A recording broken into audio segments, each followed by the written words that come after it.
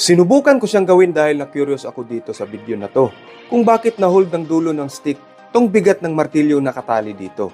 Kaya lang, wala akong mahanap na martilyo kaya ang pala na lang ang ginamit ko. Mas mabigat at mas malaki. Itatry natin kung totoo ba itong nakita ko.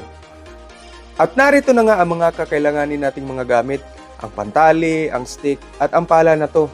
At bago ko itali, kailangan ko munang hanapin kung saan ako magtatali. Gaya ng nakita ko sa video na dapat nakalaylay yung martilyo. Ngayon itatali ko na siya sa pala at pagkatapos ay itatali ko na rin sa stick. At kagaya rin ng nakita natin sa video na nagpang-abot yung dulo ng martilyo at ang dulo ng stick. Ito'y bunga lang ng pagkabagot dahil wala talagang gawa sa kungjang. At ngayon natapos ko na siya at itatry na natin kung totoo siya. Dito ko siya ikakabit sa chigitsa. Sa mga hindi nakakaalam, ang chigitsa ay ibig sabihin ng forklift sa Korean word. At ito na nga siya. Totoo nga pala talaga. Hindi ko siya ma-explain kung bakit at paano, pero ma-explain to ng science. Paps, sinong magaling sa science dito? Paki-comment naman para maintindihan ko at ng mga manunood ng bidyong to.